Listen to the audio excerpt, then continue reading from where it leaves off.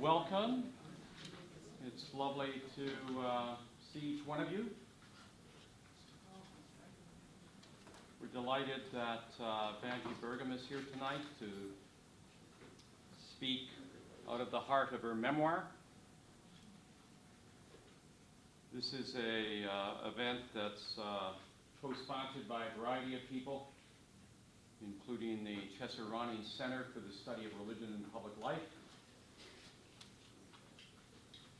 The religious life has so much to do with memory, with what we remember and what we forget, with the need to not only remember, but remember well, to remember in ways that draw life from death, in ways that open up new pathways for us. So tonight we have the opportunity to listen to one who's walked those pathways and for whom they have been life-giving, despite the struggle, despite the terror, despite the tragedy. So I'm going to ask Jane Ross, a colleague of ours, who I think all of you know, to introduce her longtime friend. Thank you, David, and good evening, everyone, and greetings from Association for Life-Wide Living and the Battle River Writing Center. It is my absolute wonderful pleasure and privilege to introduce to you this evening Dr. Vangie Bergum, as David mentioned, a colleague of mine at the University of Alberta, and we've stayed in touch all these years, and we both have this wonderful commonality of being from of having mothers and associations with Bardo and the Bardo Lutherans. So when Vangie said to me in the corridors of the University of Alberta, "Aren't you new here?" I said, "Yes." And she said, "Where are you from?" And I said, well, I explained. And before we knew it, we had this Bardo connection. And it was the absolute foundation of a really great and long friendship.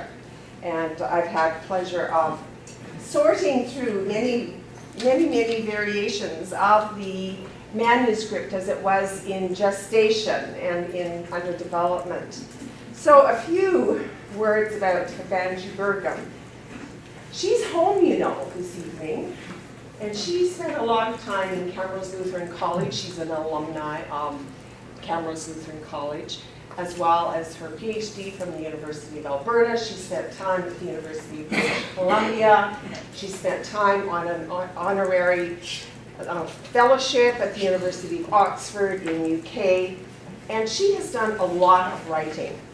Downstream, that we'll be hearing from tonight, is her first venture, major venture, into memoir and creative nonfiction in part. But she's also been a playwright, did you know?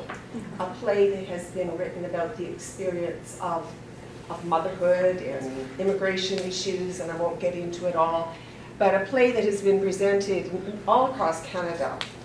She has published widely many books on mothers. In fact, I think Vangie is the first person to actually take mothering and motherhood into the realm of academic scholarship and research in the way that she has. And just an aside like that there, a nice big bracket, we were talking about the kind of work she does, and I feel that one of the best labels that we could give to Vangie for her work is aesthetic scholarship that really gets to the heart. She's a poet. She's done lots of articles on many things, including LEFSA. And Don Vinci didn't want me to tell this, but I'm going to tell it anyways, Don. Don Vinci is the sponsor of the LEFSA that we get here this evening at the end of the remarks. So I'm sorry about that, John, but I'm not really. It's lovely to have Vangie's friends and family and colleagues here. And most of all, it's wonderful to have Vangie herself. So, dear Vangie, please come. And bring us into the heart of your life and your family and your writing and into our hearts.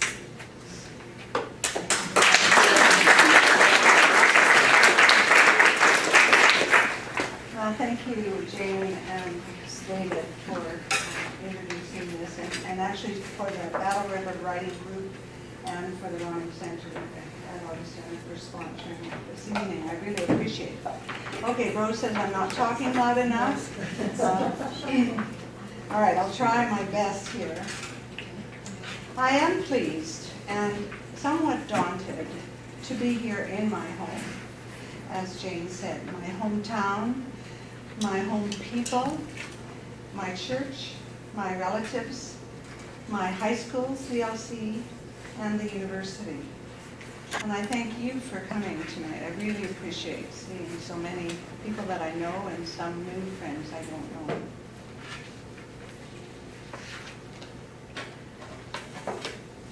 I began to write about Bestimore in the winter of 1985. I hadn't meant to.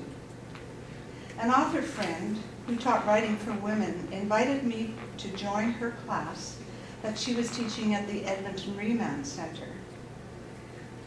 Write about your grandmothers, my friend instructed. Make a list: birth, death, religion, work, then the big four: where, when, how, and why. I took part.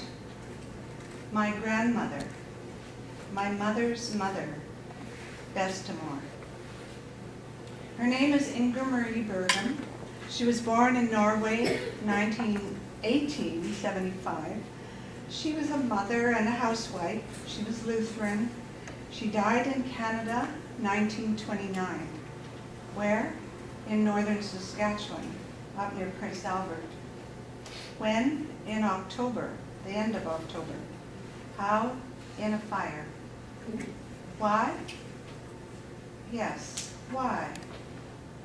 And why do I care so much?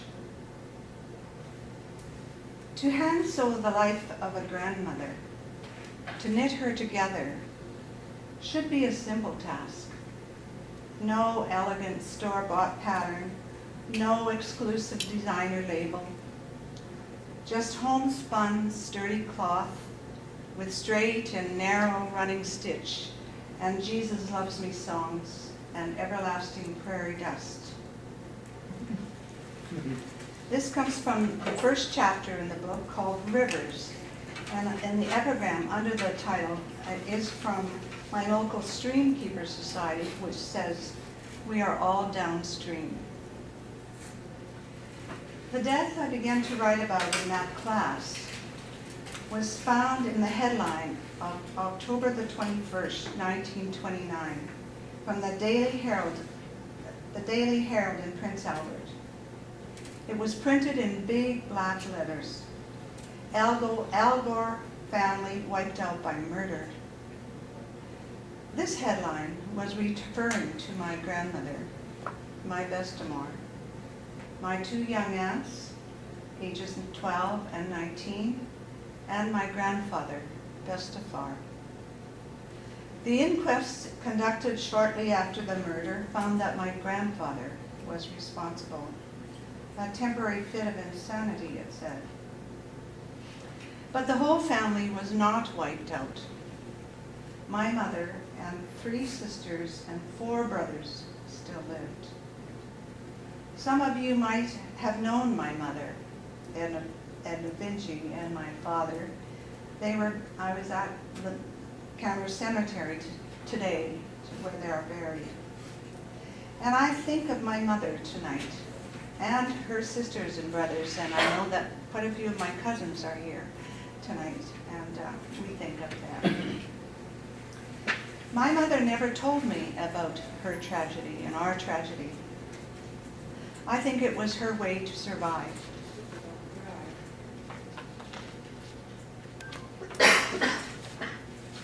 In the book, I tell about hearing about the story. When I was about 12, I think my father told me. Anyway, that's what I say in the book. I give it a context. But we as cousins and siblings knew that something tragic had happened, but we didn't talk about it very much. Some of us heard our stories from our mothers or fathers, or we heard it, but we knew it was there, but not to be talked about. Later in that writing class that I spoke about at first, they began to ask me more about my grandmother's death. How did she die? What kind of fire? I froze at that time. Could I delve into that story? That secret story that was encoded like a watermark on the paper of my life? Should I tell that story? But I began to investigate in about 1990. I searched for more information. I wanted to know. I wrote the government of Saskatchewan for materials. I wrote to a couple mental hospitals in Canada and Minnesota. I received copies of letters from my cousins that were found about my uncles and aunts. The letters, which I share in the book, tell their own story. I interviewed and recorded my interview with my aunt and uncle, one of them, two of them, and my brother Dan. And I read history books, watched movies and material from the inquest to get the facts. Some of my family and maybe others would say, why do you want to write about our history anyway? It seems that you're carrying all the guilt for what happened back before you were born. You need to leave it in God's hands. Our responsibility is to forgive. But Marie, but for me, forgiving sometimes feels like forgetting. To go on living as if nothing has happened. I wanted another way. I wanted to remember. I wanted to know about and somehow transform the sorrow. And I've heard recently that sorrow that hasn't been grieved can become solidified. So I wanted to transform that sorrow and, yes, the shame of my grandmother's death and my grandfather's part in it. I am not obsessed, I don't think. Some might think I am. Nor am I responsible for my grandfather's actions, but I am curious. The poet Rumi says to meet dark thoughts and shame at the door, laughing, and be grateful for each has been sent as guides from beyond. But for me, writing this book didn't feel like a choice. I recall one scene. My visiting granddaughter is resting her elbows on the oak dining table, the one Bro, my husband, who's here, grandfather bought for $10 from the 1929 Eaton's catalog. She is 4 years old. With her head down, her pencil clutched in her right hand, she draws vertical lines and occasional circles that march and roll evenly and orderly across the page of her brown ringed notebook. She is so busy with her task that she doesn't notice the buzzing, the popping, and the whistling sounds of the hummingbirds in the feeder by the open window beside her. I can't read her story that she writes, but she clearly knows the twists and turns of the plot she designs. Now, I believe I can't leave my granddaughter or anyone else in my family the job of writing my unfinished business, maybe my family's unfinished business. For I believe that secrets held tightly by one generation are passed on or could be passed on to the next without no one suspecting.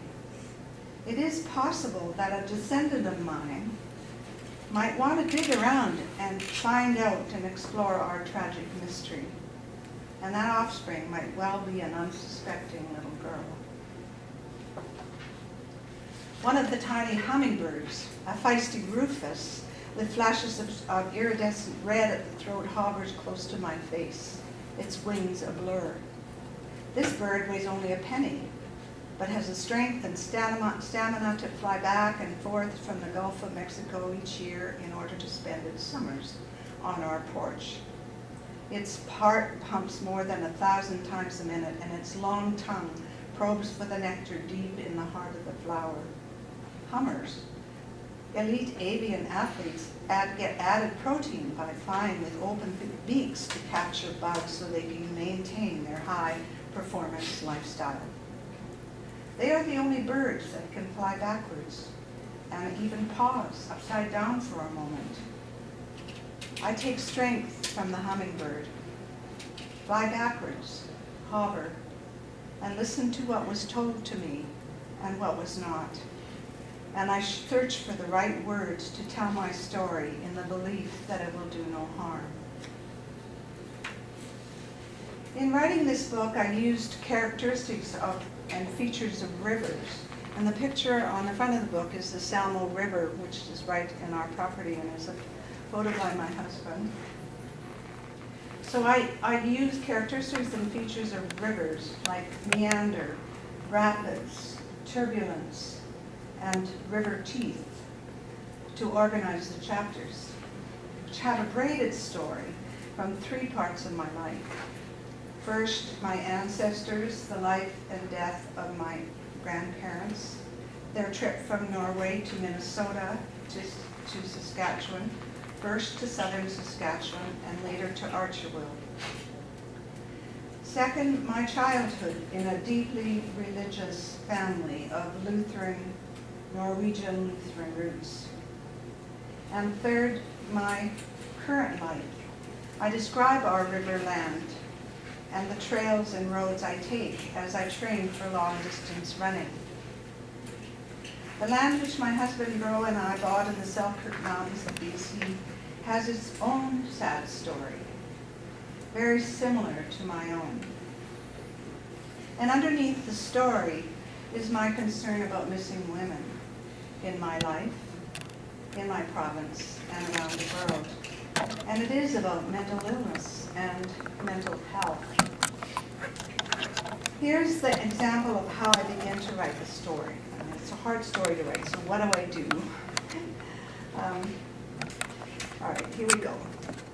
The clock's bright, bold numbers, 3:30, face me as I awaked the hoot of the western screech owl. It sounds like a low-pitched bouncing ball rapidly accelerating across the floor. I use all my tricks to get back to sleep, but none work. Where are you going? Bro mumbles as he pulls me close when I begin to move. To my studio, I say. I won't be long. I untangle, slip out of bed, creep down the stairs, dog curled there, climb up the ladder onto my loft, and fall into the red cushioned chair I have placed near the small window. Night is giving over to dawn, with soft light showing up on the gentle slopes of Brown Hill. I hear the 2 melancholic, flute-like songs of the varied thrush that are spring's signature song in my area. Through the window I see geese flying north in V formation, cheering on another season. Every time I come close to writing, a deep pain forms in my chest. Yet this morning I begin. The owl, the thrush, thoughts of my granddaughter's writing, the sleeping dog, my land's history, help me begin. As I breathe deeply, a strange calm comes over me. In my body and in the air, I am peaceful, at ease.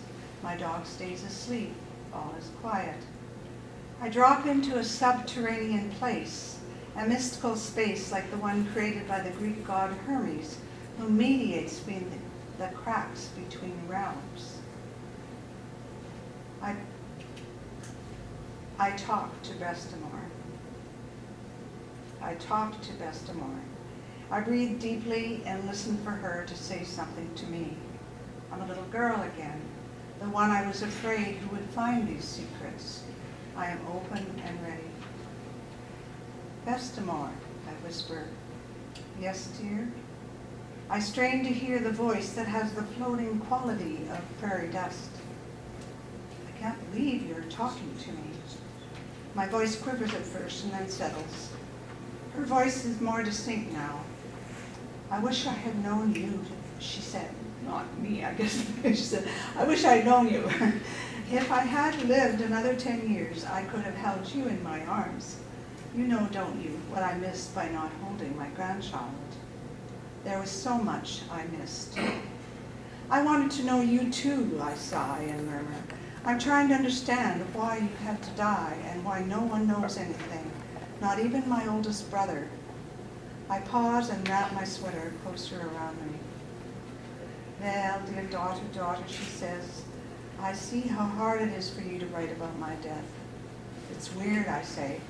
Finding this land seems like I'm finding you too. Yeah, that makes me happy and a little sad too, because I didn't always stand up for myself. I couldn't really. I took things too seriously. And sometimes I was thought to be a bit strange, crazy even. I hardly dare ask, but I do. Did you know what was going to happen? Bestimore doesn't say anything for a while. Then I hear, well, we don't know what's going to happen, do we? But remember my last words to my dear, smart daughter, Nina. I know she told you what I said. Just before we headed up north to Archerville, I said to her, carry on for me, Nina, carry on for me. Yes, I say. Aunt Nina did tell me that. We spent all day going through a tattered cardboard box full of old pictures. She wanted to talk, and she told me about the morning you left and what she said to her. Now, Bestimore says, I want you, dear daughter, to do the same. Carry on for me.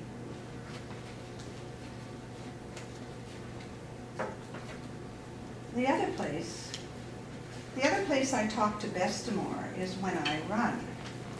Now, living in a community like Weimar brings interesting possibilities, like joining two other women to take on the Woman and a Wall challenge.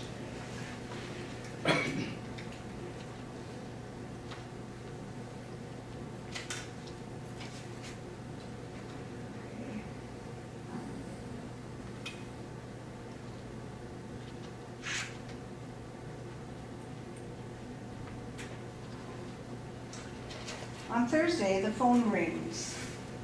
As I head out the door, I run back. I'm hoping to make it quick. I'm in luck. It's Isabel. Hey, Vangie, I have an idea I want you to think about. Isabel's voice has a hint of excitement. You don't have to answer right away. Just think about it. Immediately, I am cautious. Her last great idea for me was to take up paragliding. So I said, what's on your mind? I want you to run the Great Wall of China Marathon in 2008 with a group of women from Weimar. Don't say no right away. The idea is that a group of women train for the next year and a half and to consider the walls they face in doing something like this for themselves. She's half my age, so I'm amazed she would think of me. Isabel, I haven't run for years, I say. She continues on as if she doesn't hear me. The project is called Women and a Wall. So far I have two others, and I think it would be great if you would join us. What do you think? Now, the Great Wall of China is one of the most beautiful and extraordinary marathons ever. A 42-kilometer course with 3,700 uneven stairs, stretches of narrow road, traffic, and precarious climbs and descents. People run this marathon to have an experience of a lifetime, and rather than to win. I think, could I, at 68, actually train for a marathon? Could my body become strong and lean again? Okay, Isabella, I say, I think I'll think about it. So I try, and whoa, down, spread out like a pancake, nose in the dirt, stunned. My marathon training is over already. Molly, my curious puppy, hovers, waits for signs of life. First my breath, yes, I can breathe. Next movement, can I move? Yes, I inch my way into a sitting position. Molly's hot breath settles on my neck and her black tail waves frantically in anticipation. Hands are bleeding, shoulders wrenched, Knees and legs move okay though. Worst of all, my brand new compression stockings, worn to support bulging varicosities, have a hole in the knee. $44 in tatters, body bruised, confidence plummeted, and I'm only at the 50-meter mark of my grade wall.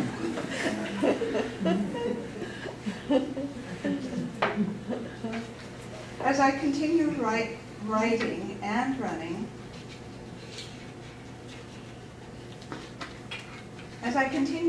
writing and running, I began to take Bestimore with me. She doesn't take much room. And I continue to talk to her. Running seems to help my writing move forward, and it did more. It brought me in touch with nature and its glories, a connection to the sacred.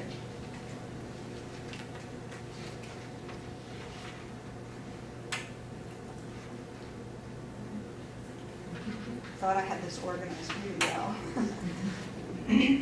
My regular runs along the trails and roads of my land nurture a sense of the sacredness of nature. Through my relationship with the land, the trails, the river, trees, birds, animals, companions, humans and dogs, the sky, the wind, the rain, the clean air, I come face to face with the beauty of the holy. It's as if I'm being born again to this world, my home. There are no ornate churches out here, no carefully placed wooden baptismal fonts, no priestly robes, no altar paintings with Jesus at the heart's door, no sacred music of Bach to stir my soul, and no fear of God or death without salvation. Instead, the soft white clouds that sail over the faded blue sky are the dome of my cathedral. My holy vestment is a gray shirt with a hood that makes me look like a seal. My music is the rhythm of my own feet on the road, the call of the bird or the barking of the dog or coyote. As I run regularly on this uncontrollable and beautiful earth of interconnected land and water, I breathe the divinity of clean, refreshing air, and am recharged with wonder and gratefulness for my life, and move toward an understanding that my earth is my heavenly home. I write about my grandparents' move from Tribune in southern Saskatchewan to Algrove, where they first lived. That community is now gone, near Archerville, not far from Prince Albert. I include letters written by my family a couple of weeks before they died, and I share the final notes of my grandfather.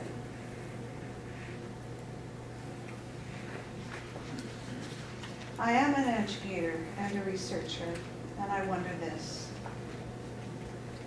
Did my grandfather have visions and dreams greater than he was able to accomplish?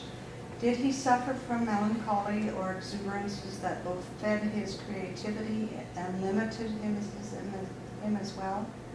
Did he have glaucoma, like my own mother did, and some of his other children and grandchildren, a condition that narrowed his earlier potential? Did he have mental health issues, or some other unspeakable illness that plagued early immigrants? I don't know.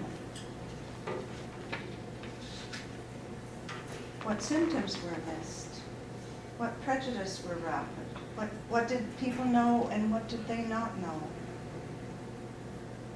Was it a matter of food for the coming winter? Was it an unconscious awareness of the coming Great Depression? What could have made a difference? How did my grandfather, Bestafar, lose his balance? I live these questions, and one more. How would my life and the lives of my family members born downstream have been different if Bestimore and her daughters and my grandfather had lived? I will read one final section called Family, and then we can have a discussion.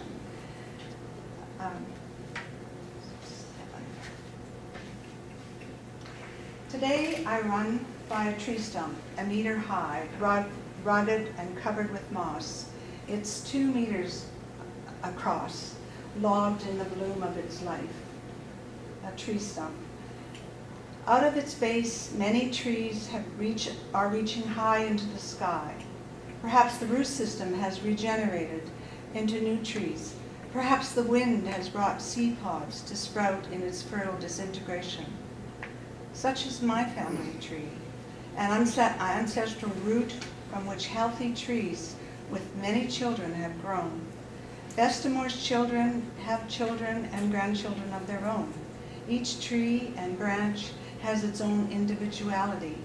Each child is born with his or her own vibrancy, whose life will take its unique twists and turns, none better or worse than another. That notion is absurd, isn't it? We are family. So, family. The days show their ambivalence by dancing the two-step towards Christmas. 2 quick steps and 2 slow. Mornings have a nip. I pull my hood over my ears and don my mitts. Single snowberries and clumps of elderberries cling to naked branches. Trees grumble quietly between themselves. The river runs slow with white bubbles playing over high rocks. Red, yellow, brown leaves plastered to the ground are losing their color and starting to turn to soil. Green ferns change into their winter wardrobes of rust. The mysterious wooding smell of earth and dying grasses announce that winter is on its way. Tomorrow or the next day, the stately larches needle-like leaves of copper will fall. Despite all that, in the dusting of the snow at the edge of the rail grade trail that we run on, the kidney-shaped paw of the bear with its 5 evenly placed claws show that this bear has yet to settle down for its long mountain sleep.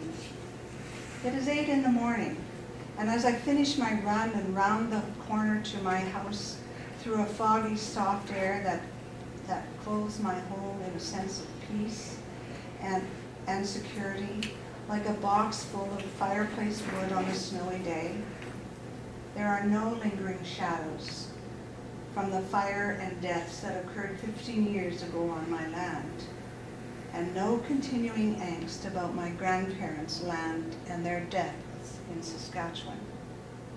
Everything except the bear and the running that carries me is at rest. Now, Christmas is a time to honor my own Norwegian traditions. I shine a house, find my krummkake iron and lefse-griddle, purchase prunes, raisins, grape juice, and cinnamon stick for the sweet soup. I bring out my Christmas cloths. The fragile Good Yule runner, the one I almost destroyed with a too-hot iron, with its 2 displays of Norway's flags at each end, is again fresh and smooth. I am preparing. I continue my annual invitation to children and grandchildren and everyone to make lefse in my kitchen. I use my mother's recipe. 2 cups finely mashed potatoes, a half a teaspoon salt, 1 tablespoon shortening, and 1.5 cups of flour. The kitchen is in a happy turmoil. Bro has peeled, cooked, riced, and cooled the potatoes this morning, and I have mixed these prepared potatoes with shortening, flour, and a little salt to make a soft dough. Children and grandchildren are rolling out the dough into flat, round lefses. The smell of pine is faint, a tease from the front room, where the proud evergreen tree settles into its corner and waits the lights and balls still confined to their tattered boxes. Mahalia Jackson's rich voice tunes my heartstrings to the season with her Christmas comes to us all once a year. In this kitchen, the comfortable aroma of coffee mixes with the singular sweet smell of flour beginning to brown on that large griddle. Strong black coffee is a necessary ritual in an ingathering of Norwegians. The first Christmas after my mother gave me a lefse griddle, a special growth rolling pin, and the 2 long sticks used to flip the circles of potato dough, I frantically phone her at my brother's place in Cranbrook. The dough won't hold together. I went, what am I doing wrong? You need more flour, my mother said. Well, not too much though, or the lefse will turn out thick and brittle, she warned. Now my mother is gone, so I learned by doing just what she warned me about, either using too much flour or not enough. My fingers are still learning the right consistency. The large white lefse is carefully maneuvered from the kitchen counter where it's rolled out to the piping hot floured griddle and finally to the old kitchen table, where it cools under an old sheet. When making lefse, my mother always used an old sheet, covered her hair with a dish towel, and even wore a white dress, like a nurse. In my house, the dish towel and the dress are gone, but I still use the old sheet in my yearly gatherings. My daughter Siri and my grandchildren are surprisingly good at rolling out the potato dough and sliding the long, flat wooden stick under the lefse to free the places where it sticks to the counter. They gently transfer it to the floured griddle and usually get it there in one piece. We all take turns flipping the lefse at the right moment when the dough has spots darkened to perfection. We are learning to do what our grandmothers did as second nature. Sam, my son, loves the results of this bake. He ceremoniously butters the lefse, liberally sprinkles it with sugar and a little bit of cinnamon, rolls it up, and fills his wide, grinning mouth. We all love it. It makes us smile at our kin. It helps us summon up the images of those vibrant, daring, and yes, violent Norwegians of the Viking myth. And if some people think we're acting like mischievous, ugly Norwegian trolls as we gobble our achievement, what is that to us?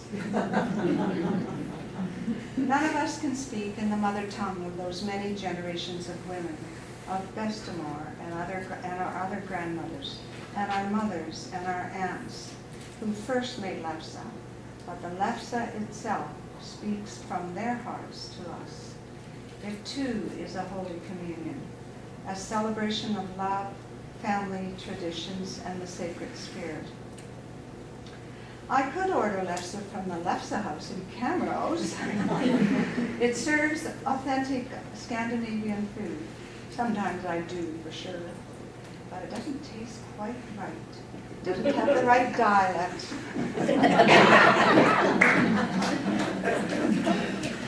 I just have one more thing to say, and it's an important thing.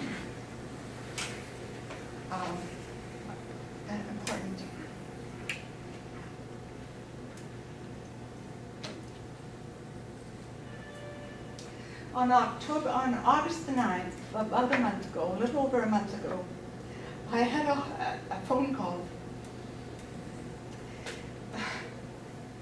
You know, you never know when what's going to catch you, do you? I had a phone call from a man named Kjell Sundin, right here, who's now living in Kelowna, but had once lived in Archerwell. And he said, I'm from Archerwell. I had to catch my breath. He said he found out that I'd written a story about the tragedy in his community. Through numerous conversations with Kjell, with him and others, Viola, Terry, Judy, Sandy, I was invited to do a reading in the community hall in Archerwell. On Saturday, September the 20th, last Saturday, my brother Mark Spence Vangie, I think Mark's here somewhere, and my cousin Carol Jasperson, we were together with 60 people, about 60 people in the community hall in Archerwell, ages from, I think, 96 to 20. It was remarkable for me, and I think for Mark and for Carol. I think we all felt the same way. To realize that both my family and the community needed each other in sharing this story. It was a connected experience. Just like the inseparable bond of a horse and rider, family and community are bound together. Chell is here, and I thank you for making a visit to Archewell possible. By naming the shock of murder that sent my family into silence, I hope to open dialogue about family secrets, about mental illness, about missing women, about church doctrine, about marathon running, I guess, about solidified sorrow, everyday life, and yes, about intergenerational shame. Thank you very much for listening to me, and I have a few more thank yous that I'd like to say before I stop. Hagios Press is the Regina Press, Saskatchewan, and it seemed their mission in writing and publishing was to write imaginative literature and writing that is spiritual in its broadest sense of the word. I think it fits well with Downstream, and I'm grateful for Hagios for the faith, to have faith in the story. And it seemed fitting for me to have a Saskatchewan publisher.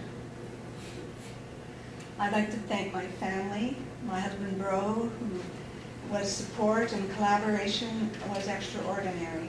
His photo on the picture is the Salmo River where we live. To my children, Sam and Siri, who stayed steady with my doubts of sharing so much of my life and theirs. To siblings and cousins who are here and those not here, I have to thank them as well. They have been incredibly supportive. They all had a chance to read a family edition when we first put out before I submitted the book to their publication. My eldest brother, Dan, was especially supportive that I write this book and that I publish it. He died in July this year. He knew I was doing it, and I dedicate this reading to his memory. I also want to thank Dawn for the lefse and the coffee, and also for hosting me in Edmonton this week. We've had a wonderful time. And for Jack and Jane Ross, who have hosted my time doing cameras. And the Running Center again for supporting the book. And all the friends and family who read many parts of the book and supported me along the way. So, thank you very much.